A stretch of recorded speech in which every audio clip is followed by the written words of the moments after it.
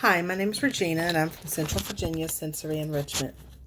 We're a nonprofit organization that provides holiday events for children with special needs. Last year, we had our very first Audible egg hunt. At this hunt, we had children come up and tell us how much fun they were having.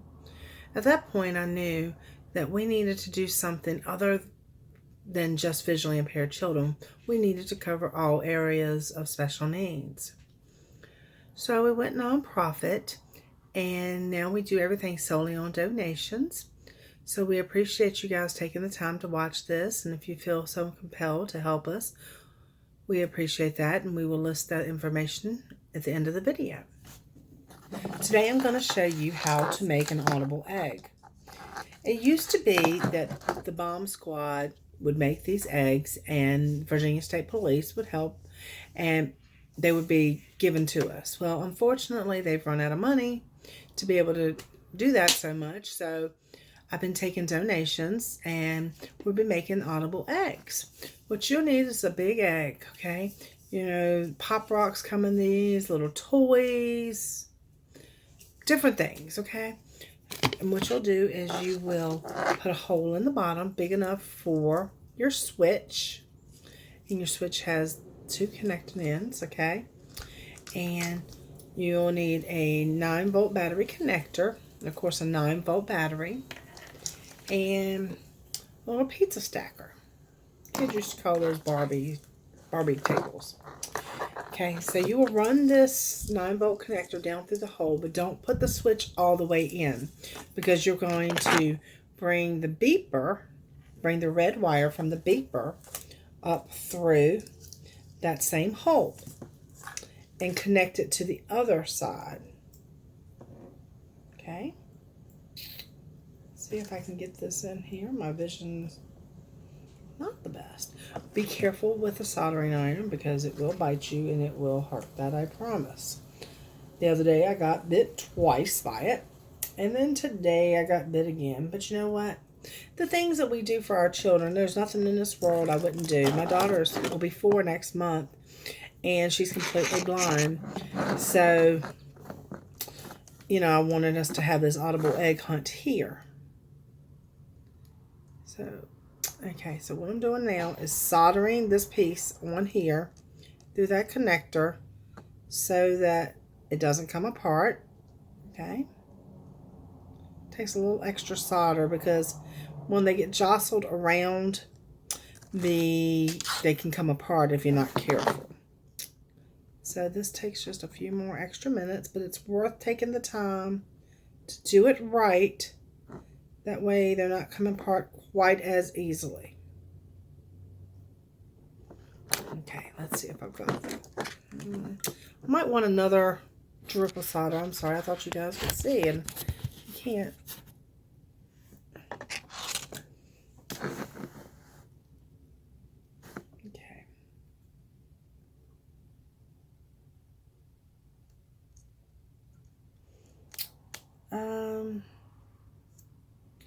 Please feel free to ask any questions you may have.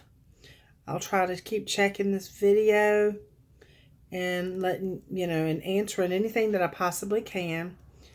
Like I said, I'm getting a little extra solder on here so that it's completely covered, so it's a little bit better and not falling apart.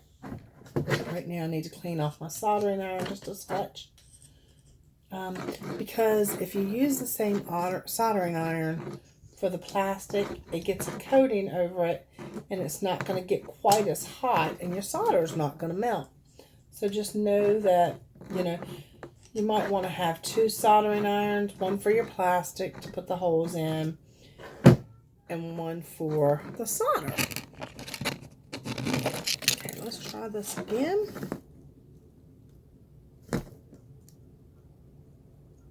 There we go. Now we're cooking with fire. There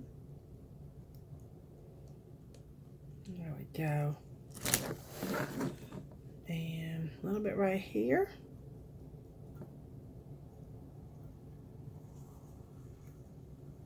Yeah, that's looking good. It's looking real good. I just don't want it to come apart. That's the big thing.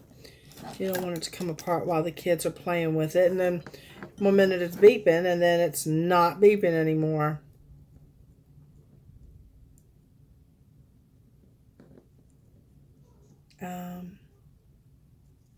These are roughly between $8 to $12 to make.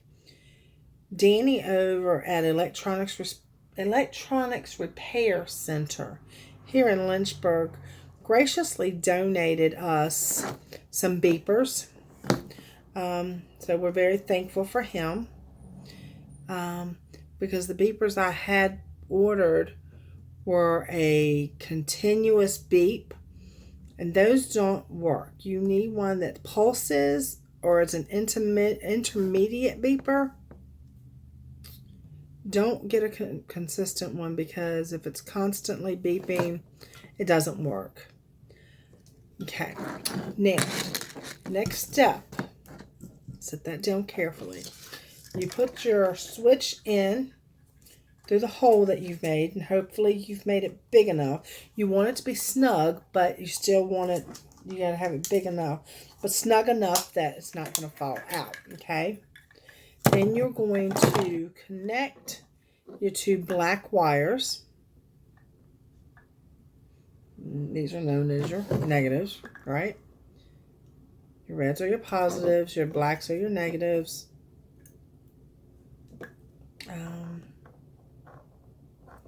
Twist those wires a little bit.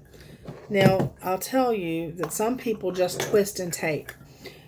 I had a very good tip from Charles Murphy, who is actually my ex-husband, but he's an IT person, and he told me, he says, why don't you put a drip of solder on the two black ends?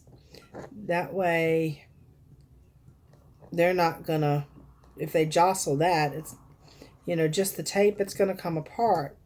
I'm like, you know, that's a good idea. So I do that, and after that is set, then I will take and, after I get that to break off from there, I'll put a piece of electrical tape on that. Okay, sorry if I covered my face, I apologize. So I'll just take a small piece of electrical tape and cut it off and tape these together. It's really too big, but it'll be okay. And you slip these down in here with your, and you're going to connect your 9-volt battery. Put it in. And you can put your little pizza table in.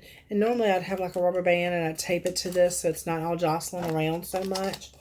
And then we connect it. And voila. And I take a piece of, I try to get matching duct tape to wrap around the egg so that it keeps the kids from kind of opening it up. But that's how you make an audible egg for the visually impaired children to be able to hunt. Like I said, these eggs cost around between $8 to $12 a piece to make. So they're rather expensive, but you know, for the children, it's well worth it. If anyone would be interested in donating to us, my email for Central Virginia Sensory Enrichment is events, EVENTS, at cvse.org. My phone number is 434-907-8141. Thank you. My name is Regina. Thank you for taking the time. I hope I've been able to help someone. Have a great day.